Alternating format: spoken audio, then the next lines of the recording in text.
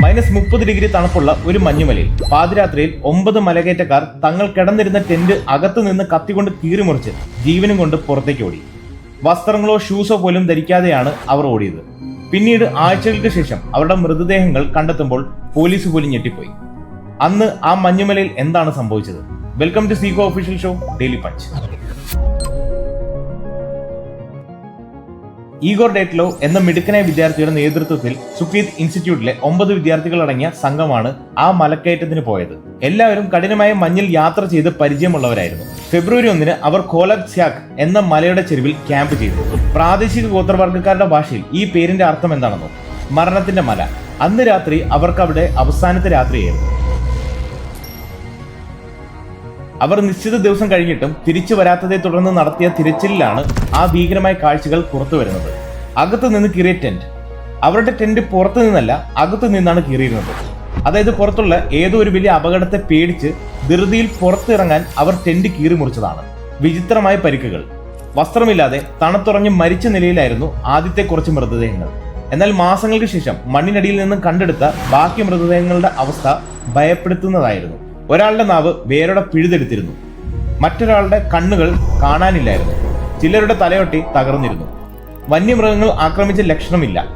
എന്നാൽ ഒരു വമ്പൻ കാർ അപകടം ഉണ്ടായാൽ സംഭവിക്കുന്ന അത്രയും ആന്തരിക പരിക്കുകൾ അവരുടെ ശരീരത്തിലുണ്ടായിരുന്നു. ഈ മരണത്തെക്കുറിച്ച് ഒരുപാട് തിയറീസ് വന്നിട്ടുണ്ട്. യതി ഹിമമനുഷ്യൻ ആക്രമിച്ചതാണെന്ന് ചിലർ വിശ്വസിച്ചു. രഹസ്യ ആയുധ പരീക്ഷണം. സോവിയറ്റ് യൂണിയൻ അവിടെ അതീവ രഹസ്യമായി വല്ല മിസൈലോ ആയുധങ്ങളോ പരീക്ഷിച്ചപ്പോൾ ഇവർ അതിന് ഇരയായതാണെന്ന് വേറെ ചിലർ വാദിച്ചു.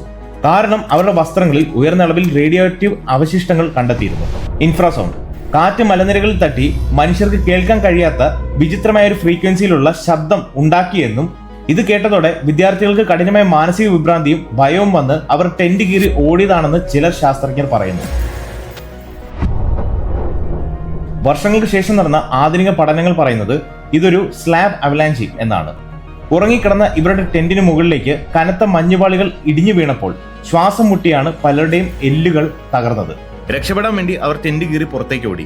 കൊടും തണുപ്പിൽ വസ്ത്രമില്ലാതെ നിന്നപ്പോൾ തലച്ചോറിന്റെ നിയന്ത്രണം നഷ്ടപ്പെട്ട് വസ്ത്രങ്ങൾ ഊരിയെറിയുന്ന പാരഡോക്സിക്കൽ അൺഡ്രസ്സിംഗ് എന്ന അവസ്ഥ ഇവർക്ക് വന്നിരിക്കാം. കാട്ടുജീവികൾ പിന്നീട് മൃതദേഹങ്ങൾ ഭക്ഷിച്ചതുകൊണ്ടാകാം നാവും കണ്ണും നഷ്ടപ്പെട്ടത് എന്നാണ് ഒഫീഷ്യൽ വിശദീകരണം.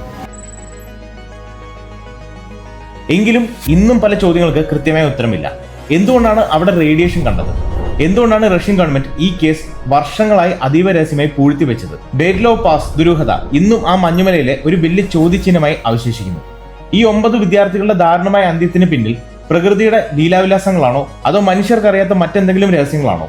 നിങ്ങളുടെ ഊഹങ്ങൾ താഴെ കമന്റ് ചെയ്യൂ. അപ്പോൾ നെക്സ്റ്റ് വീഡിയോയിൽ കാണാം മറ്റൊരു ഡെയിലി പഞ്ചുമായി.